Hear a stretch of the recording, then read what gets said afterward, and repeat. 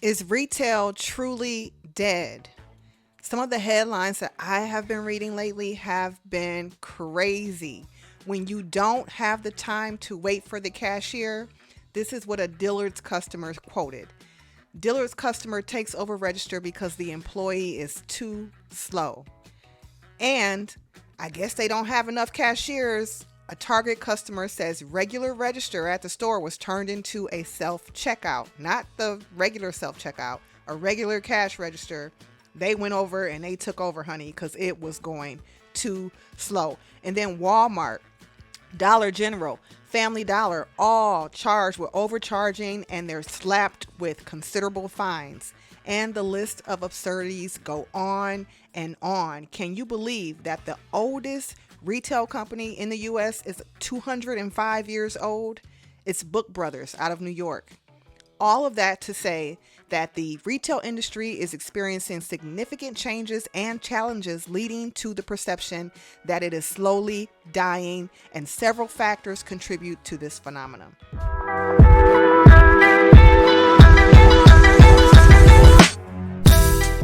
Welcome back to Urban FinTech at the G Spot Studios channel, where we try to make finance and technology sexy. I'm your girl G. So I don't know if retail is dead, but there are definitely several factors that are leading to questions about its sustainability model, particularly around the brick and mortar. So as we look into it, the first thing that comes up is e-commerce and online shopping. The rise of e-commerce and online shopping has fundamentally transformed retail and the whole landscape. Consumers now have access to a vast array of products and services at their fingertips with the convenience of shopping from home. Online retailers such as Amazon have gained substantial market share, impacting traditional brick and mortar retailers. Another factor, changing consumer preferences. Now, consumer preferences have changed, with millennials and the Gen Z generations valuing experiences, convenience, and value over the store-bought kind of old school traditional models. Their inclination toward online shopping, personalization, and digital engagement has disrupted conventional retail, necessitating adjustments to cater to their evolving needs. The retail industry has witnessed rising competition encompassing traditional stores, online giants, newcomers, and direct-to-consumer brands. This heightened competition and market saturation can constrain profits and pose difficulties for retailers striving to succeed. Now, rising costs is another factor with the whole transition from retail into what it is becoming now today. Retailers face various cost pressures that constrain their operations and the way that they do business. This includes rent, labor, inventory, and marketing expenses. A cost rise, particularly in prime locations, smaller retailers may struggle to compete, leading to store closures and downsizing. Now, there's an overexpansion and oversaturation of retail stores, or at least there were prior to the pandemic, and we've seen a lot of that changing since then. In the past, excessive store expansion by retailers led to intense competition, decreased profitability, and the realization of the need to optimize operations. The rise of omni-channel retail, integrating online and offline platforms, which is what omni-channel retail kind of means, has become crucial for seamless customer experiences. Now, again, as we mentioned, adjusting to this model can be tough.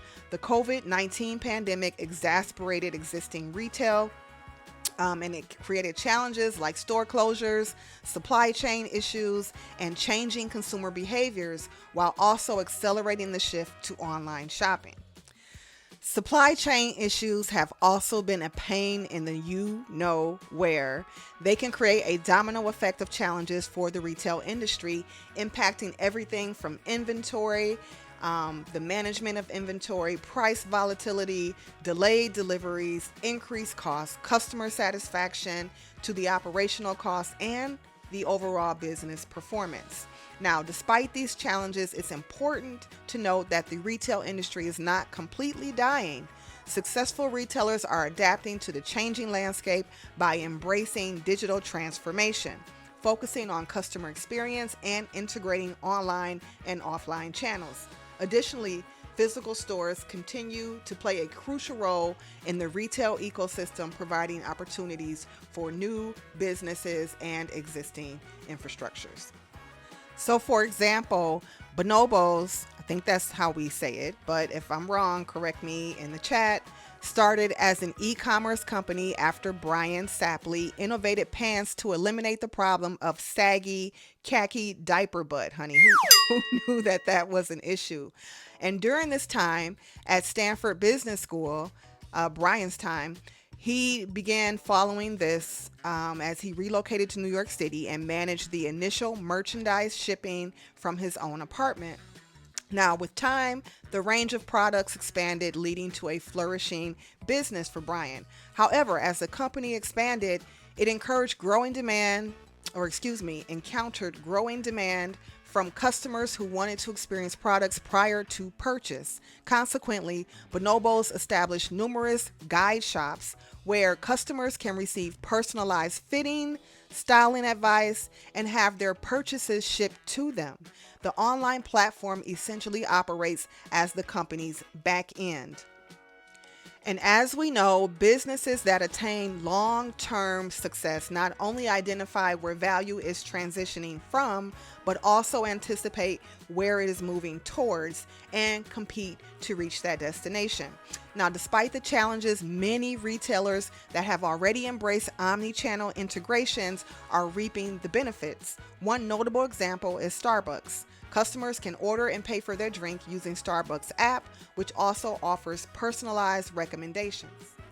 They essentially can pick up their drink at a physical store where they have the opportunity to earn and redeem awards. Now, Starbucks expanded its omni-channel experience by partnering with DoorDash to meet customers where they are, especially given the increased demand for quick and convenient delivery options. In addition, Starbucks is being really cutting edge by partnering with Polygon and offering NFTs and doing different cutting edge things around the cryptocurrency market. In China, the quick service restaurant is creating an omni-channel experience through its partnership with e-commerce platform Meituan. We're working on it, honey. We're working on the language. Meituan's app allows patrons to reserve space in the restaurant as well as customize their delivery orders. Now, this can also be kicked over to another store if a customer's preferred option is sold out. So they're really trying to make the customer experience more convenient, more experiential, and more of a efficiency for those who want to have options when it comes to purchasing different things for themselves.